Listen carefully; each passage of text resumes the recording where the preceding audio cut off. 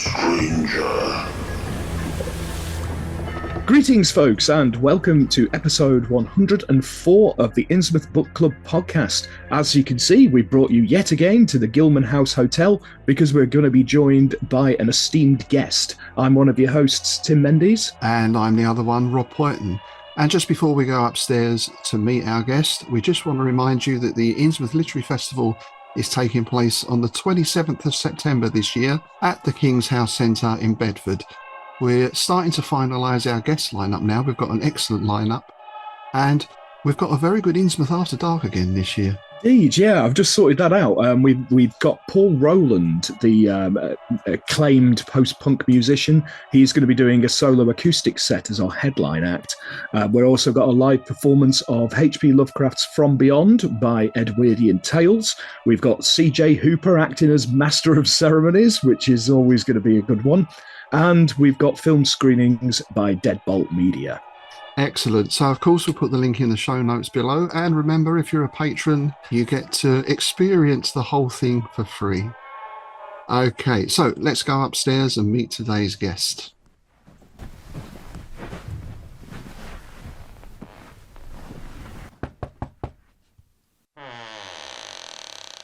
And here's our guest. We're very pleased to welcome Alia Synesthesia. Hi, Alia. How are you going? Hey, thank you for having me here.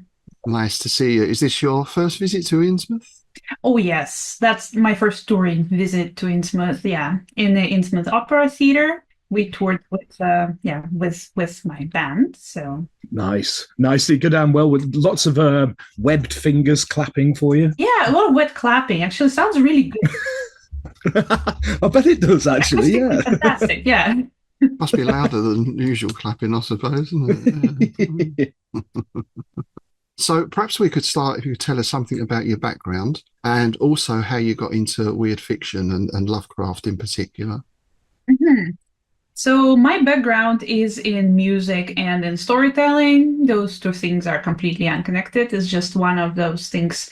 Like, I was going to music school since I was a kid. That was sort of my secondary school. So I was instantly immersed into music space pretty much ever since primary school. And with storytelling, I started being really interested in storytelling when I was around 9, 10. This is when I actually started writing my first fiction.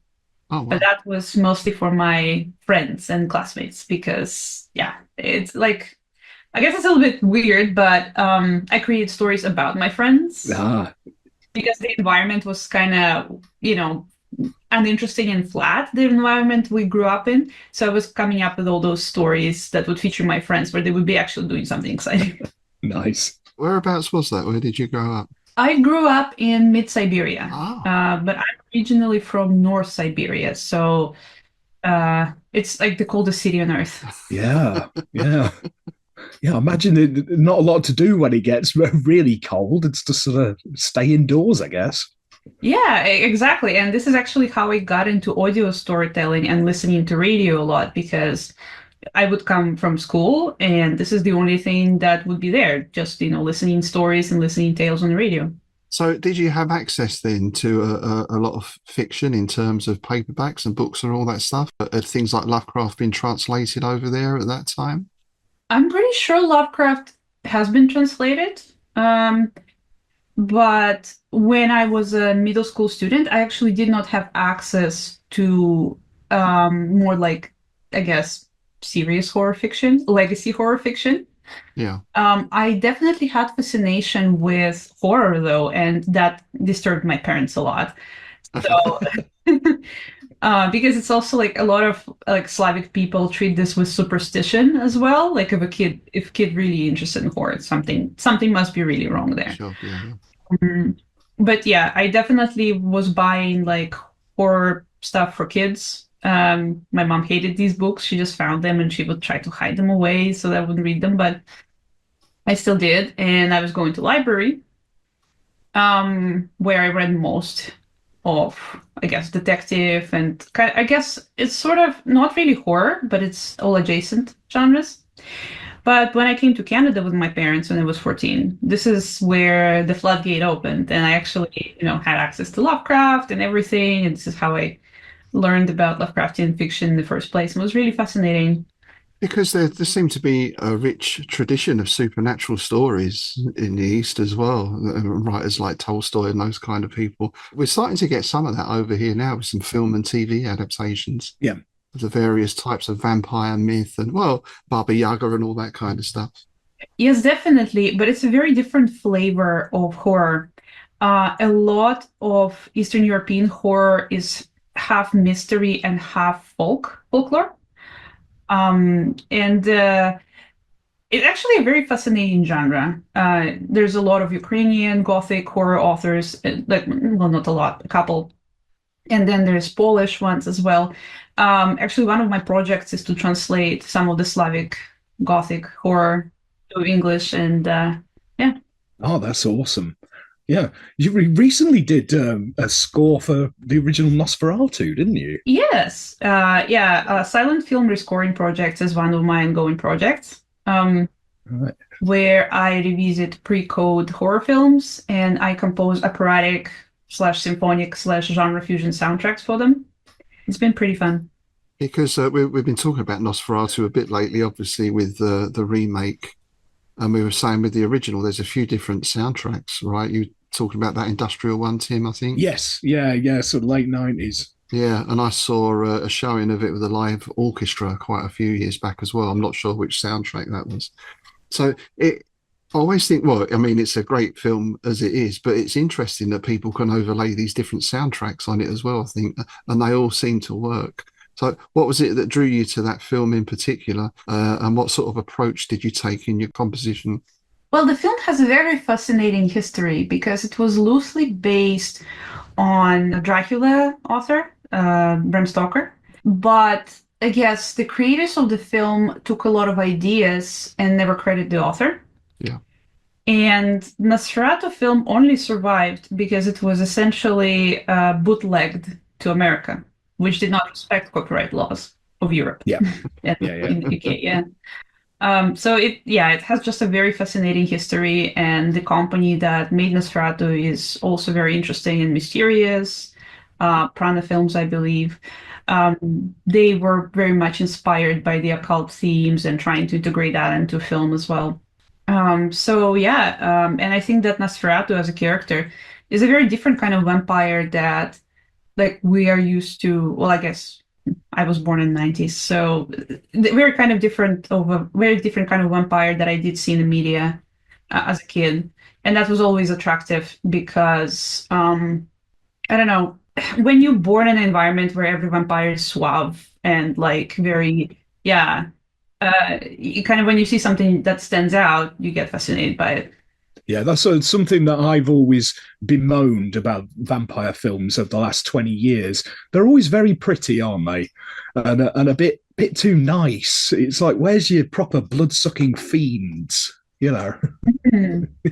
Yeah, for sure. Especially that, like, vampires, they used to be, like... Vampire is also a folk figure in many ways. Villagers really feared like the rising dead, the blood-sucking dead, that kind of stuff. And when you see it in a modern wrapper, which is a bit romantic, there's an aspect of horror that's just being lost in there. Yeah. I think, I mean, in a way, that was started with Bela Lugosi as much as we love of course.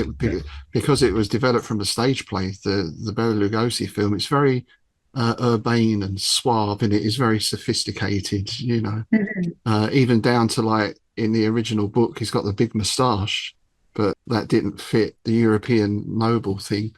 Have you seen the remake where he just says, what's that line? I am just an appetite. Mm-hmm. That's what you want from a vampire. Yeah, for sure. I mean, the new film put a very different spin on it, and I do find it really interesting. I mean, that being said, I'm still a fan of the original Nosferatu more, but I really do like the new film too. So what was your thoughts when you came in to write for that? Did you have some ideas in mind? Did you sort of sit down and watch the film again a few times? How did that work? Yes, so I watched the film a few times. And when I write my soundtracks, I'm trying not to listen to other people's soundtrack work, just not during the writing phase, so that I wouldn't, like, steal some ideas or something. Usually how composers compose soundtracks, they're trying to make cue notes on different scenes and like trying to note the timestamp of a scene to sort of know where the musical language should be either escalating or quieting down, basically how to accent the scene properly. So yeah, and I did pretty much the same. Just taking notes of the pivotal moments in the plot and then designing score around it. Does it make a difference having a silent film? Does that give a different feel? Does the music have to convey a lot more because there's no spoken words? I guess it's yes and no, because on the one hand, yes, music have to speak louder, but it's more in a way that it needs to create an atmosphere. Because all silent films have intertitles cards, and viewers typically are focused on reading them. Yeah. So music becomes a bit of a background, but it's still extremely important creating the atmosphere for scenes. How different was it composing that to say one of your other projects, Subterranea, because that's kind of almost, I would say that's almost like film score type music. It's kind of falls under the dungeon synth banner. But so how different was it from that? I would say in approach, it was very different because with Subterranea, I usually don't have to worry about what space do vocals and lyrics occupy. Right. Soundtracks, I am trying to tone down that. In fact, when I integrate operatic singing into my soundtracks, I'm trying to put them very faintly on the background so that it's just enough for people to hear that this is an operatic vocal, but not enough to distract them. Right. So I would say placement of vocals and whether lyrics are there or not, that's a huge defining factor that makes a difference. Yeah. Because you were studying opera from the age of 6, I believe. I was studying music from the age of 6, opera probably from the age 10, yeah. Ah, right. Wow. Yeah. Uh-huh. It's completely different to how it works over here. Music's one of those things that it kind of gets shunted to the background at schools, doesn't it? They don't kind of... Especially these days. Yeah, more especially and these more. days. Yeah. I mean, it serves practical purpose as well, because in where I was born in Russia and in Ukraine, I believe, and in Poland, maybe to a certain extent, secondary schools is basically a place where you stick your kids so that they get off your hair. So, at some point people decide like, okay, do I want my kid to be like athlete, or do I want them to be musician, or do I want them to do visual art? I mean, I don't think any parent really realistically hopes for their child to be an artist, but it's just a secondary thing, like a secondary school where you can stick your kids. So like after they're done with their primary ones that ends at around like 3 p.m., they can also go to the secondary one, and then at around 7, 6, and then you're okay. So when did you start performing then with the singing, and you're a multi-instrumentalist as well, I gather? Mm-hmm. So when did you start performing, and how did you find that experience? That's a bit of a complicated question because technically I was performing since the age of 6, but not by myself. Like as a part of choirs and then like in competitions. So performance was really there from the very beginning, which is great because I got to learn a lot from those experiences. And then when I actually started performing by myself as electronic operatic musician, stage fright just wasn't there anymore. There's still some nervousness, but stage fright as is just disappears when you have those experiences so early on. So with my solo stuff, I started performing at around 2017, like with the current projects. Before that, I performed like in choirs and like music competitions and auditions for school, but that's about it.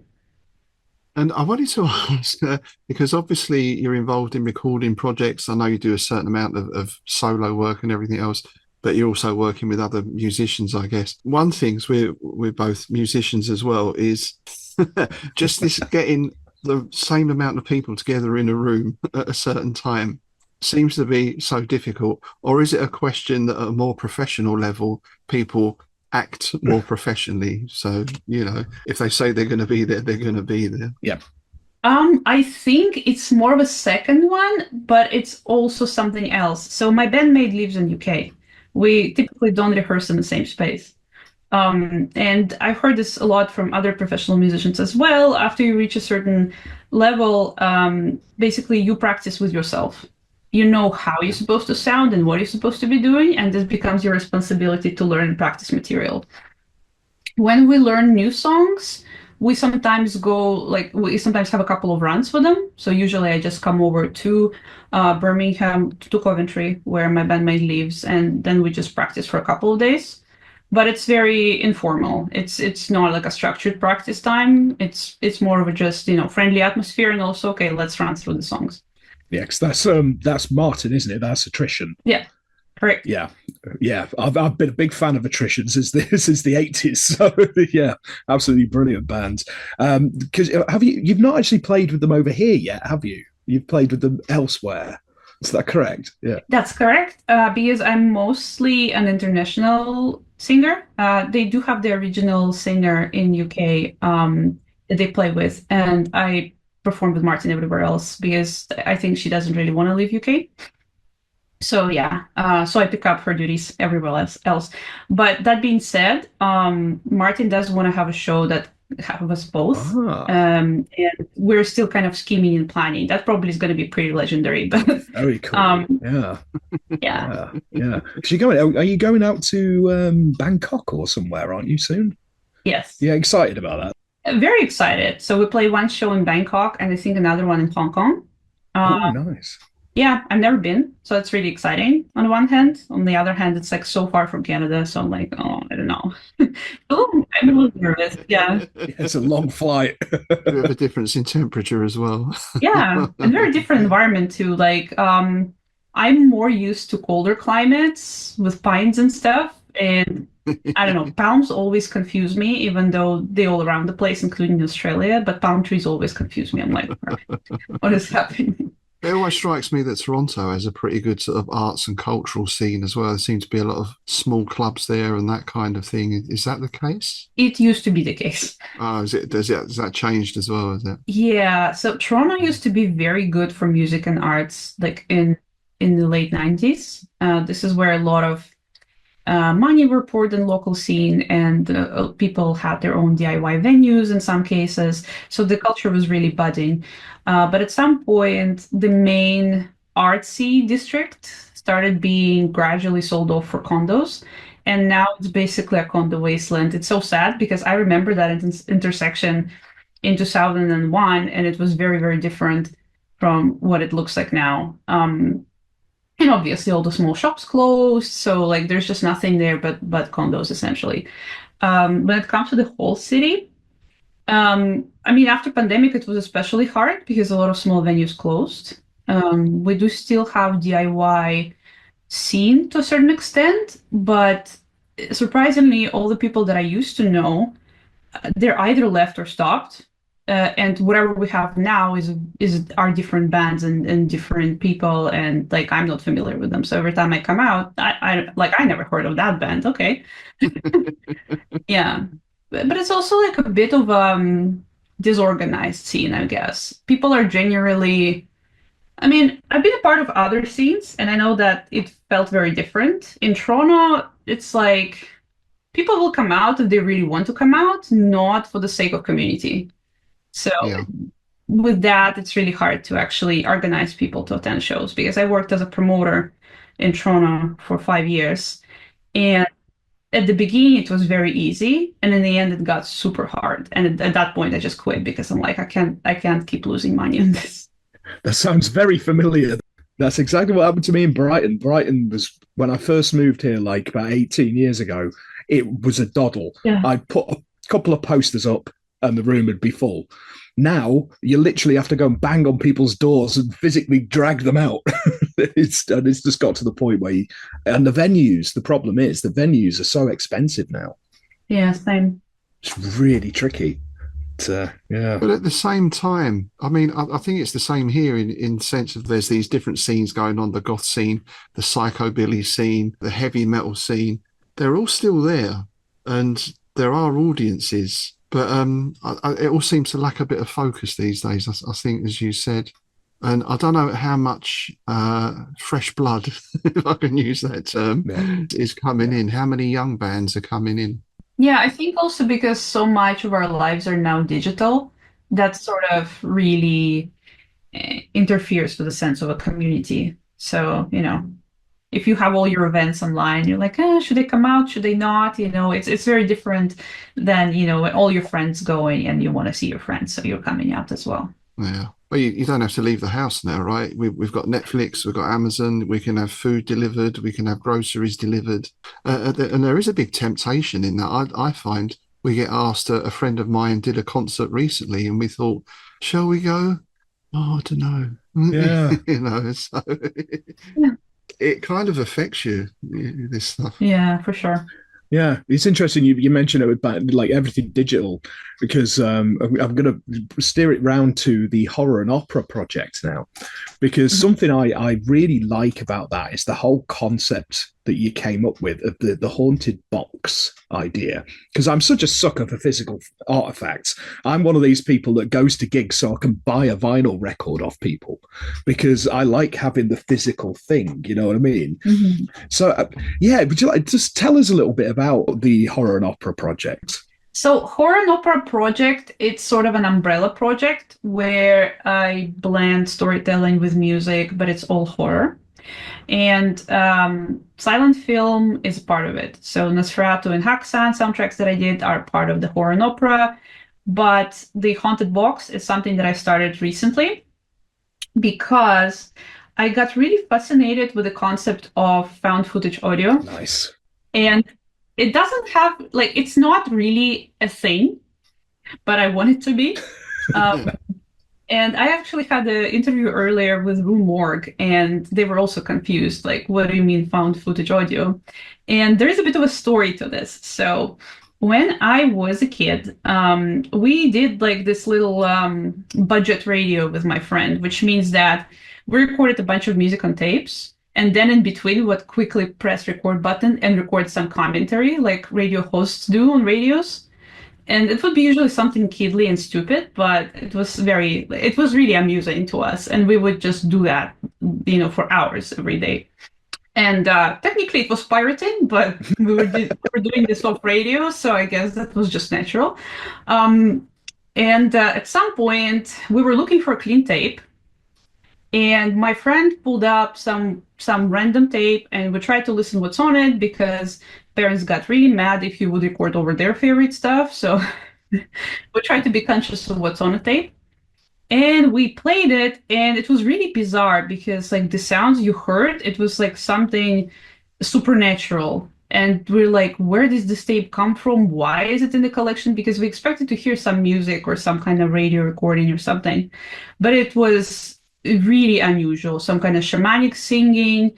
And I remember how it kind of low-key shocked me as a kid. I'm like, oh my God, what is this? Also because like when you're a kid, your imagination just jumps to wildest conclusions of what it could be.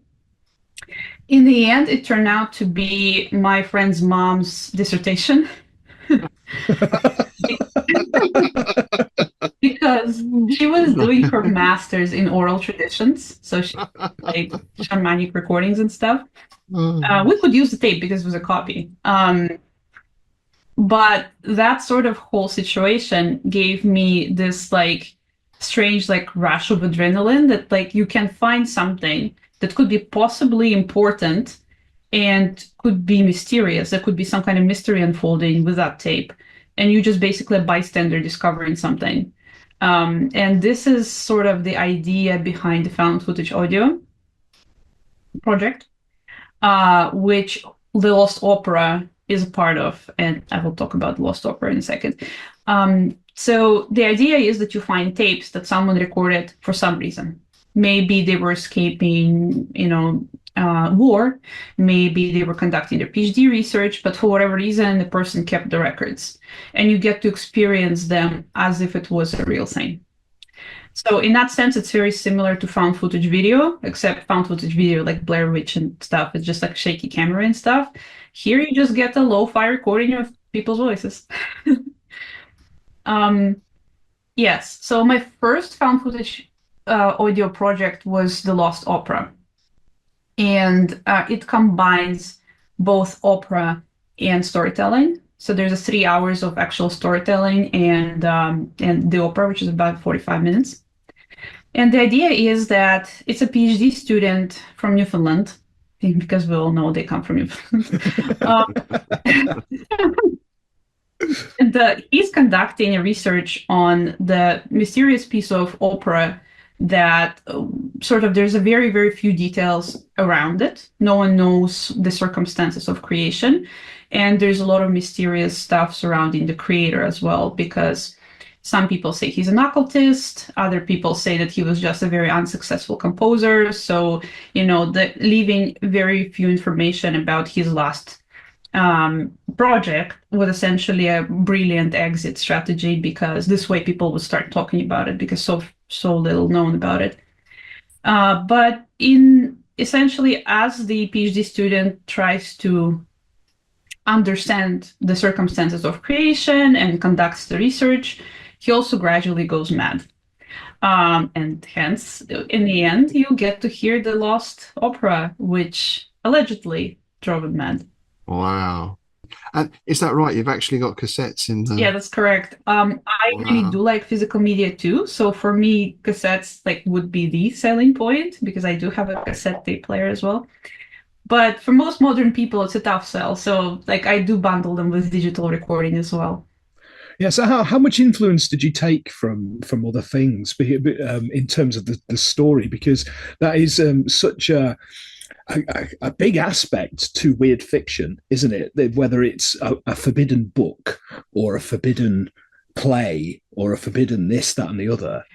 Definitely. Actually, most of it is borrowed from Lovecraft fiction, because one of the patterns that I've noticed about his writing is that, quite a few stories revolve around someone surviving to tell a tale in writing, but then either going mad or getting killed or something else is happening.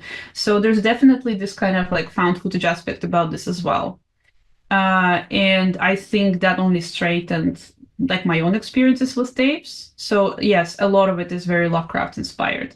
Another thing that I'm drawing from Lovecraft is he sort of had fascination around folk and cultural traditions. Maybe sometimes not really in a good way. Yes. Because yeah. some of the stories I read and I'm like, I can't imagine this was even written. But then again, it's really you can't really judge whether it's a character who is racist or terrible, or whether it's Lovecraft speaking through the character. So I take solace in that. Yes, but the cosmic horror, the idea of ancient gods, and that extrapolated over cultures is something that I'm also drawing from Lovecraft. And it is interesting that, I think, was it in The Whisper in Darkness, because Lovecraft was into his modern technology as well. The character recording things on wax cylinders and carrying a sort of dictaphone thing around, a very early dictaphone. So yeah, the wax cylinders. Yeah. You wonder, again, if Lovecraft had lived longer, I'm sure he'd be including all that tech in his stories as well. Mm-hmm. So I think, yeah, it's a really nice move, I think, that. And it does go back to that, things like the Call of Cthulhu or the Found Journal, isn't it? Mm-hmm. But I think when you listen to something, you read something, you get a picture in your mind, but with sound, that gives it an extra layer, I think, as well. It's more direct. It's straight into the brain, Yeah, for sure. And also, I guess there is something very unusual about listening to tapes in general, because it's something that you don't usually do, which is why I kind of encourage people to experience it, at least at first, on a cassette tape player.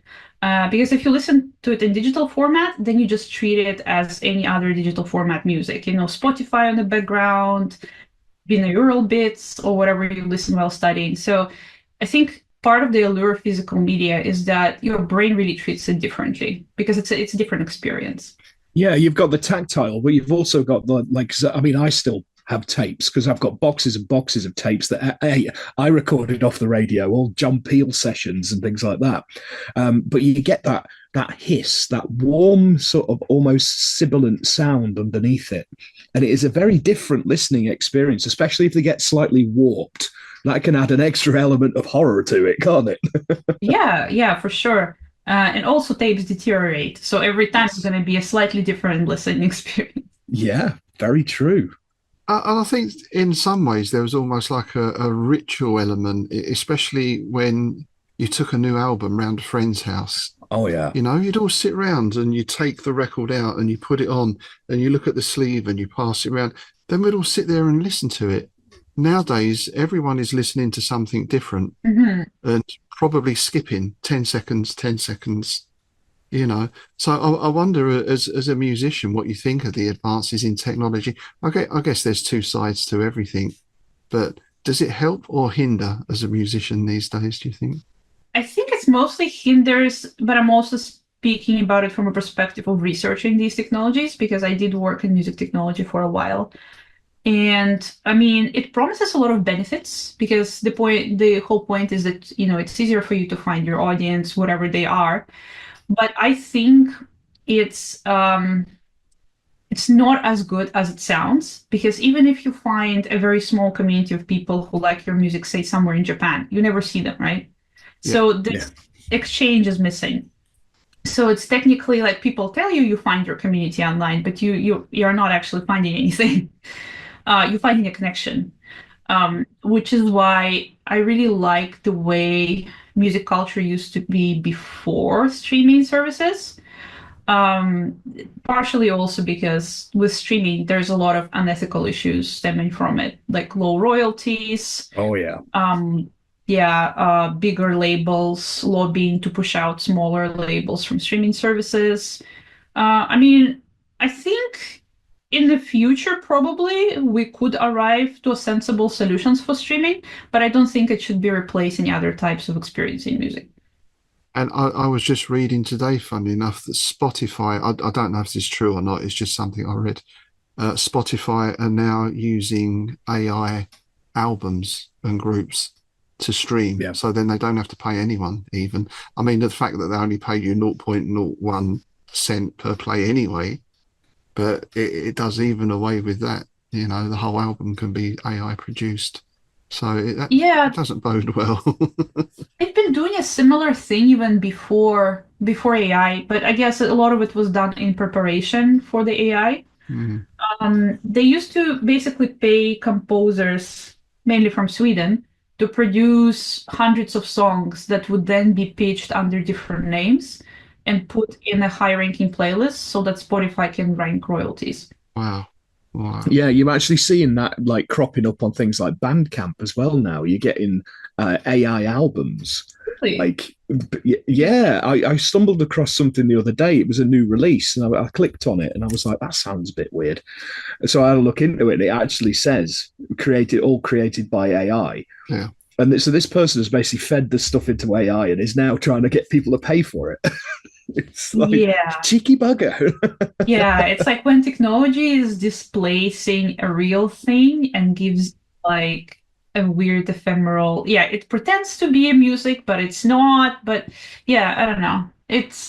I think that because like AI technology, a lot of companies now are lobbying to dismantle copyright laws for artists. Yes, that's true. Yeah. And I think the future is regulation or everyone's losing. Yeah. Well, same with books as well, right? This thing about scanning all the books to take things out of your books. I mean, it's one of those things that you can't put the genie back in the bottle, right? It's there now. So you've got to kind of accept it in a way. But I don't know. Someone once said it's like we thought when they made robots, they'd be doing all the crap jobs and giving us time to write music and write books and poetry, but the AI's doing all that, and we've still got the crap jobs. So. Yeah, backwards, isn't it? Yeah. Yeah, I was terrified by that. Apparently, the books that were being fed into AI, apparently 4 of mine were. Really? So if AI calls you a steaming great pillock, or tell Smother the parrot, yes, or tells you to fuck off with 2 O's, you know, is from mine. Because you're involved in art as well, right? Digital design. So I mean, do you get accused of using AI? That seems to be a common thing for real artists now as well. That happened once. Because I illustrate for No Sleep podcast, I'd make like covers for episodes once in a while. And at some point, yes, someone did accuse me of my entire like illustration catalog being AI, even though some of those works were produced in 2017.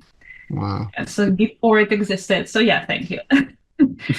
But it's also troubling that the majority of people don't see the difference, which is weird because like I think if you are an artist or you have a visual eye for design or like digital painting, it's very easy to tell AI art because it logically doesn't make sense. Composition is off.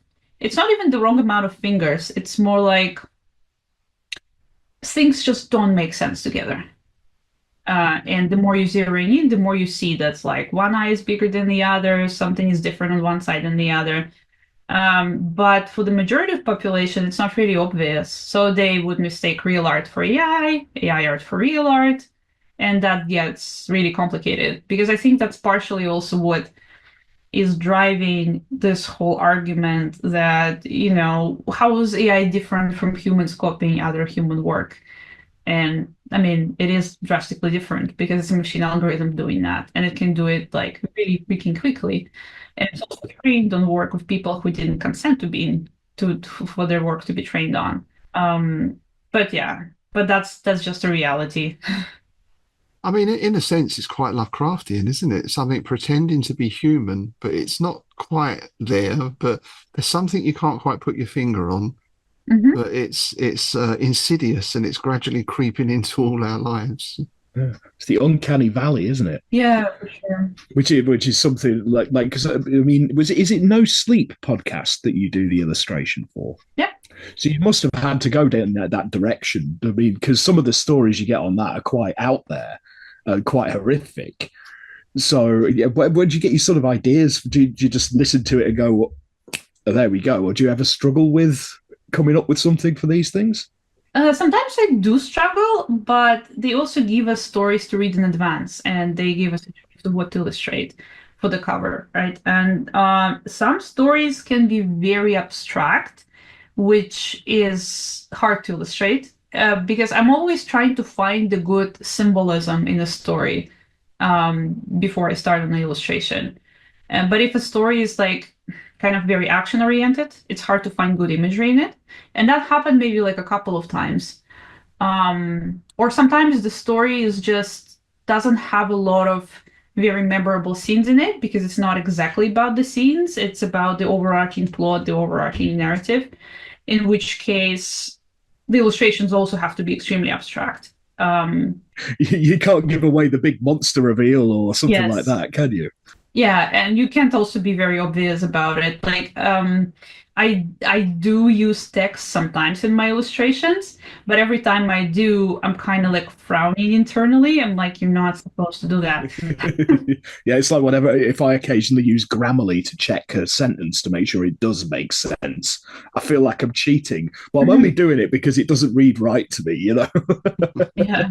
Well, the grammar rules, they're more guidelines, not always rules. It's nice to go outside the rules sometimes, I suppose. Yeah. Oh, yeah. Although from a writing perspective, I think, Tim, you've been the same. You read stories where people try and mess with the structure and the grammar, and it doesn't often work. That's quite a tough thing to pull off, I think. Yeah, I used to do a lot of slush reading. I used to slush read for a publisher, and yeah, some of it gives you a nosebleed. It's just like trying to read it. It's just my brain can't comprehend what's being said to me. Yeah, I can see how it's frustrating. I think it's like a next level of artistry. Like if you do it, you have to do it very well because otherwise, Yes. yeah, it's just taking away. I guess it's the same thing in music, right? Any form of art, whether you're going into abstract or surreal painting or things like the rites of spring and that kind of stuff, how far can you push a form before people absolutely refuse to engage with it? It's quite an interesting idea. Yeah, I think with music and illustration, it is a little bit different because also, so because music and visuals and interactive mediums, they are multimodal. Yeah. Typically, multimodal mediums always need text to support them or explain them because otherwise it's just all up for your interpretation. Right. So in music or in visual art, a lot of people see something of their own. With text, you cannot really be very vague. It's like either grammar is correct or it's not, right? So, which is why text is a bit more frustrating in that record. Yeah. So you designed all the art for the Lost Opera, because you mentioned the physical cassettes, but there's more to it, isn't there? Because you put it together yourself, don't you, and ship them from your house? Because I remember last time I talked to you, didn't you have like a stack of them in the back of the room or something? Yes, yes. Wow. Old school. Nice. Yeah, and I also make them individually because I'm cheap. Yes. You don't have to pay yourself, right? Yeah, I mean it's an extra boon. I mean your cassette tape is not made somewhere in a factory. It's actually made by me. So Wow, that's incredible. yeah, I have this Tascam recorder. I'm actually staring at it right now. It's just in the corner. But yes, it's technically a piece of obsolete equipment because it's from 2001. I bought it for very expensive so that I can put my recordings in it. And I don't know if it was justified or not, but I'm having a lot of fun, so that's good. When it comes to design, yes, I also put everything myself, and I have a label cutter and a sticker printer. Brilliant. The only thing I don't do myself is boxes because, like, I don't know how to do them well, and it's like boxes are always impressive. Yeah. Yeah, there's something really nice about that. It's something we've talked about a lot, isn't it, Rob? Like back in the day, like the fanzines and all that, and like a lot of like the self-released records and stuff, that like people gluing the sleeves together and they doing it all themselves. There's something I really miss about that. So kudos for doing. I didn't realize you actually recorded all the cassettes yourself in your room. Yeah. Well, that's because it's also like a lot of these things are individual. Keeping stock, like to get cheaper prices, you need to keep the stock. To keep the stock, you need space. And I would rather do it individually and on demand as opposed to print like hundreds of them and they're going to be somewhere out there lying and waiting. No, that's right. I'm sure as well, Tim, you're the same as me. At some time, even if not now, you've had boxes and boxes of CDs. Oh, God, yeah. Or band T-shirts. Because someone in the band goes, oh, we need to get 500 CDs printed, and then you sell 50. Oh, mate, yeah. There was a period in my life where I was never short of a beer mat, put it like that. I still find CDs and T-shirts to this day. Like, it's hard to throw them away, right? Because that's like a piece of your life almost. Absolutely, yeah. Artifacts. There we go. Yeah. Do you record mostly from home, or do you use a studio, or do you have like a home studio setup? It is sort of home studio. I mean, it serves as a professional studio. It's not very professionally looking. Like my they don't have to be these days, do they? That's the thing, It's, yeah, but I record myself, and when it comes to orchestra, I do VST work myself, producing, composing, and I do have instruments as well. To show you my cello. Oh, very nice. That's compact. Here we go. See, there's a cello and a bass in there. Wow. Yeah, electronic instruments. I also have a harp, also electronic harp. So in a nutshell, I really like collecting instruments, some of which I play, other of which I only touch when I record things. Yeah. Which makes my instrumentalist friends really mad.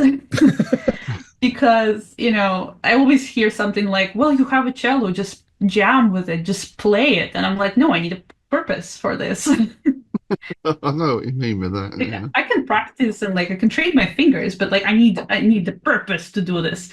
So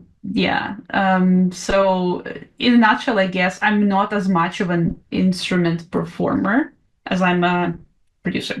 Right. But yes, so my room has a lot of instruments. There's also a normal bass in the next room. There's guitar. There used to be drum kit, but I gave it to my neighbors because their kid really wants to learn drums and I borrowed it to them. I have a tambourine and a shaman drum, and there's a real full body cello in the closet. Couple of amps. Oh, couple of synthesizers. Yeah. Gotta have a couple of synths knocking about. Yeah. And obviously, VSTs now can sound so good, especially if you buy the more top-end ones. My thing was always playing things like Hammond organ, which has got such a sound and a feel. But a lot of the VSTs now, they've pretty much nailed it. Most people wouldn't know, Yeah. but it's more the feel, I think. You still notice a slight difference. So do you like to use live instruments as much as you can?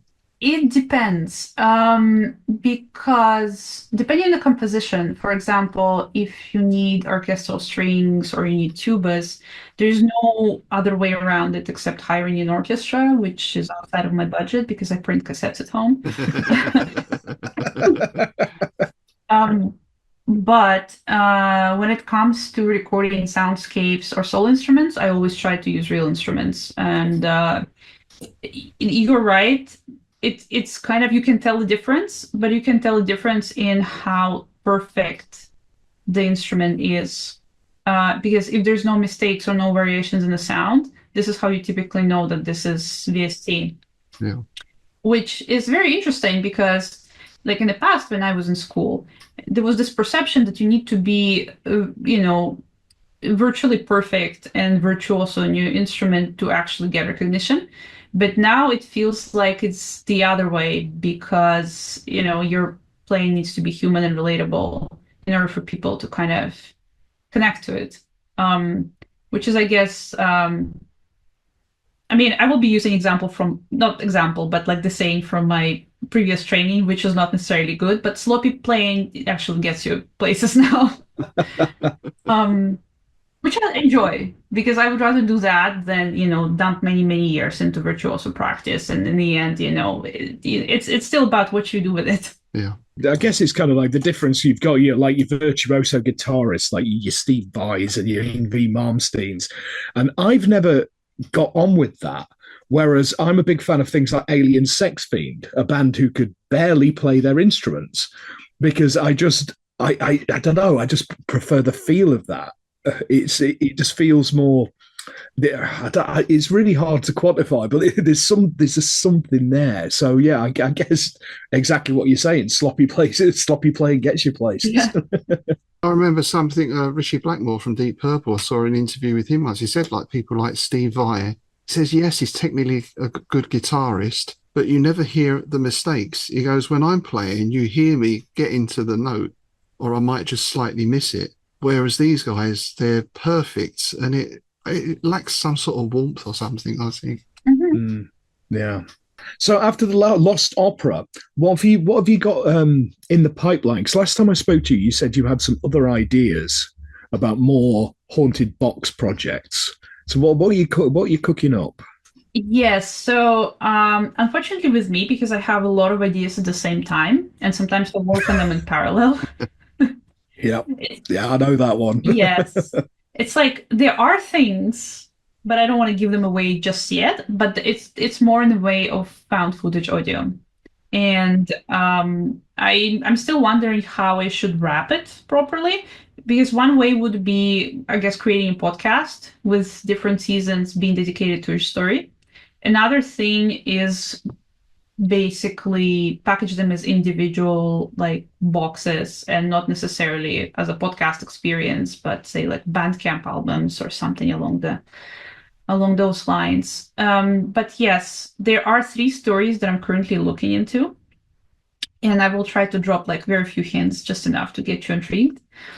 So one is about unsuccessful podcaster influencer who tries to do like, meditation and crystal healing and all that stuff. Oh, nice. Liking where that's going. Yeah. Yes. Another one is about war situation, because I'm also obviously affected both by Ukrainian war and Palestine war. And that one is revolving around kids recording tapes who live in a war zone. Nice. And it will be also supernatural. Yes. And the third one, which actually I low-key promised to one of my ex-bandmates, because we're still friends, but I used to be in this band called Slut Mother, but we were both ahead and behind our times. That's good. I love it. Yeah, and the festivals didn't, so we had a couple of situations where our name was removed from a poster so we wouldn't be offensive, but technically, it's a band of 3 women. Like, we own this. Right. Wow. Yeah, absolutely. Yeah. So in a way, in the end, we kind of disbanded because it was really hard to, to keep playing shows because they were really expensive. Because we would make each show unique. It would be the same set list, but we always would be enacting different story. So one of those stories was like animal testing horror laboratory where we all like wore lab suit, like lab coats and stuff. Another one was the capitalist critique where we like split a plush pig open and pulled money out of it. Nice.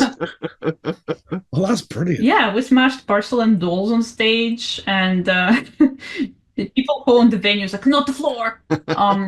Yes, so it was really fun while it lasted. But anyhow, so one of my bandmates, she just had a birthday, and the third tape is more like the third project is more of a homage to her and her interests and her interest in horror specifically. That one is about a nun in a monastery hearing weird voices through the wall. Oh, nice. Yeah, loving it. So, just thinking about that stage thing, because that was something that famously Skinny Puppy did. Vancouver, they actually got banned from several venues. I believe it was the Rabies tour. No, it wasn't. It was the Vivisect 6 tour because they did the whole mock animal vivisection thing. Wow. They had a dog called Chud that they would cut up on the stage because they were really animal rights. I mean, that's where the whole name comes from. And they got banned from so many venues in the United States that they ended up just packing the tour off and going back to Canada. It's strange that people get more offended about the protest over something than they do about the actual thing, isn't it? Yeah, I think it's about the symbolism being disturbing, but because I think over years, a lot of people lost the ability of critical thinking because it's something that is, universities cancel arts programs and etc. And people need time and space to think.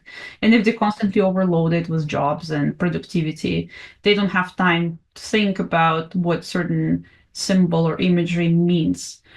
So they get offended by the symbol of it, but they don't know why. Yeah. And one thing we ask our guests, because everyone who comes to stay in Innsmouth has an interest in horror in some form or another, be it cosmic or body horror or classic horror. The world is obviously not getting any less horrific, unfortunately. So, what do you think is the appeal of horror, the continued appeal of horror, and in fact, I'd say the growing appeal of it as well? Do you think it serves an important function? I definitely do think so, because horror puts up an unfiltered mirror to society. So if you look at the time when horror was produced at any given historical period, it reflected the fears of the author, which in turn reflected the fears of the environment that was surrounding the author. Like with Lovecraft, it was a lot of the fears of decline of Western civilization and a bunch of immigrants flooding in. And because you don't belong in these communities, you feel like a stranger. With, like, say, the fascination with suave vampires in 2000s was also connected to the rising, like, middle class and, the idea that there could be some, like, wealthy person enacting their own politics in their own way. But technically, yes. So every evolution of a horror theme has certain significance in society that produced it, which is why it becomes like a very fascinating study of looking at different places and what kind of horror they're produced and how it represents them. So in that sense, I definitely think that horror serves a vital purpose.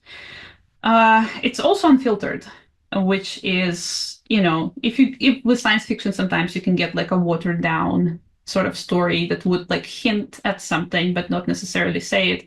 With horror, because the imagery is so visceral, sometimes it's bloody, you get to sort of feel it instinctively before you understand it intellectually, which is why I think it's more impactful. But I do know that not everyone has a stomach for horror. Like, I know that some people just like can't watch horror movies, nothing bloody, etc. Oh yeah. But that's why it's interesting, because as a genre, there are all these different types of it as well. And you know, in some ways, I guess when I was younger, the gory horror stuff was what you'd watch. But now, far more terrifying are things like the cosmic horror, or someone we speak about a lot, Thomas Ligotti, whose stories are just so incredibly bleak. You read it and you go, oh my. Yeah, triggers an existential crisis, doesn't it? Every single time. I find that a lot more unsettling because obviously the 80s it was all, and the 70s as well. Loboto Bava and slasher pics. Yeah, Lucio Fulci and all these guys, and it was buckets of brightly coloured gore and ropes of sausages, as intestines. But I find things like a Razorhead far more unsettling because it's like you said the word earlier, Rob, insidious. It just creeps into your brain, doesn't it? And I think that's something that you've nailed with that horror and opera, because obviously the narrator's decline is gradual. But because he's kind of going through the motions a bit, and you can just feel him unraveling. Mm-hmm. I mean, is that something that you set out to do? That slow spiral into madness? Yes, and because I was also trying to make it closer to reality, as opposed to, there's two ways of writing stories. One is more like less obvious ones, that less obvious way of writing, which not everyone will get because it would be just too abstract. People have to think about it. And the one that really goes into a lot of cliches to point the reader exactly at what they're doing, right? And I was trying to lean more on the first one because I feel it's more immersive. Because when you get to think about the story yourself, you create your own relationship with it, as opposed to narrator telling you exactly what they're going through. So you just take it as face value. And yes, I was hoping to show the narrator deterioration through his relationships mostly. His relationship with his girlfriend that gets worse, his relationship with his supervisor. So even before we get a sense of him not making a lot of sense, we see the relationship degrade first, and then the rest follows. Yeah, I think that's something done very well. And who is it who plays the narrator? Yeah, this is Atticus Jackson. He is one of the narrators for the No Sleep podcast. Yeah. And in many ways, the plot and the character was designed for his voice, because I was listening to his narrations for a very long time, for a few years, by the time I started writing The Lost Opera. And I kind of imagined his voice narrating it internally. So when I was writing it, I was pretty much imagining him narrating it. And then he agreed to do the role, which was fantastic. Yeah, that must be nice, because I've had several things done on audiobook, and I've had ones. I use a guy called Christopher Brasini to read most of mine, because he nails that very British ridiculousness. He nails that really well. But I've had things done on audiobook that have been in anthologies, and I've had narration done by somebody whose voice really doesn't work, and their delivery really doesn't work. And it's so strange hearing your words written in this jarring way. Mm-hmm. So did you have a backup plan in case he said no? Actually, I didn't. I guess I was like, I'll figure it out when I hear back. Yeah. Press the panic button if and when needed, right? Yeah. That's the advantage of do it yourself, though, right? You've got total control over everything. Yeah, true. And by that time, I only produced the first 3 tapes. So technically, I had some space to pivot as well. If he would say no, then I would see if I can add a different character or basically pivot with the story somehow. Yeah. And final question, just to wrap up, because I hear Mr. Sargent is pulling up in his bus outside. What is your go-to Lovecraft story? What one would you place above all the others? Oh, this is difficult. Probably The Color Out of Space. Yeah, because this is, I guess, where it's really obvious, where Lovecraft is trying to describe something that is really hard to describe. Something indescribable. Yeah. Because, he does it as well with like old gods or incomprehensible cultures, but that's a bit more of a cliche than with the Color, I think. Yeah. Also that one, that's cosmic horror literally in your back garden, isn't it? Yeah. it's that juxtaposition of the cosmic and just something very mundane, and the effect it has on those people is really horrifying. Yeah. I think that's one of the beauties with that mode of storytelling and cosmic horror in general, is you can put it in your backyard. You can put it anywhere. I mean, I've made it my personal mission to put it in really ridiculous places, like in the toilet in a building site. Or there's that film Glorious, the elder god talking through the glory hole. Oh, I've not seen I that love yet. that one. Yeah, It's a great film. You should see it, Rob. It's brilliant. You think it's just going to be really silly, but it actually goes in some places. Yeah. It's really well done. Oh, there's another one, Music over Exam, and that was actually very important. Oh, Yeah, yes. Of course. because it also has to do with music. I even started narrating it. I mean, I should probably continue with the recording, but I was also interested in trying to do a bit of more podcasting, but the obvious barrier is that I have an accent. It's a really thick one. So that was my testing story to see how it actually sounds, if it's actually understandable, if everything sounds clearly. You should do it. You should go for it. Yeah, You really should. Well, we can understand you then. Yeah. I can barely understand myself some days. I have trouble understanding you a lot of the time. Especially when I go really northern. Yeah. All right. Well, thanks very much for coming in, Alia. It's been wonderful talking to you. If people want to see your work and get in touch and keep an eye on your various projects, what's the best place for them to go? The best place is my website, aliasynesthesia.com, and I can provide the link. Simply because the world of social media is so uncertain now with Facebook and etc. Yeah, so you can always find me in the space that I actually own. Yeah, I think that's going to be the way forward now, isn't it? Yeah. Yes. Well, we're back to that idea of control again, right? If you've got your own space, you can control it to an extent. Yeah. Well, that's that plus and minus side of technology again, isn't it? Reach all these people, but at the same time, do you want to? Yeah. Do you really want to? Yeah. We know what happens on X and all the rest of it. Well, yeah. Okay. Thanks very much, Alia. Thank you. Thank you so much for having me.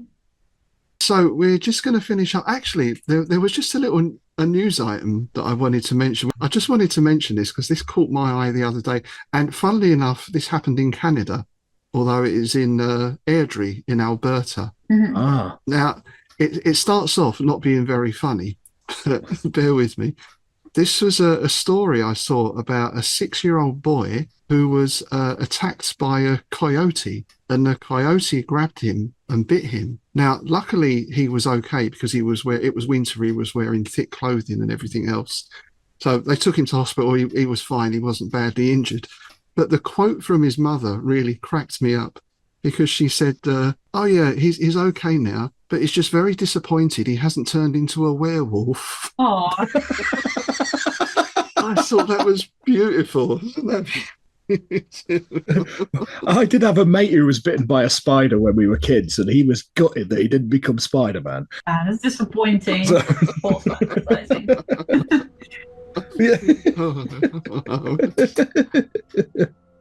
All right. On that note, we're going to be saying goodbye to Innsmouth. Thanks very much for joining us for this episode.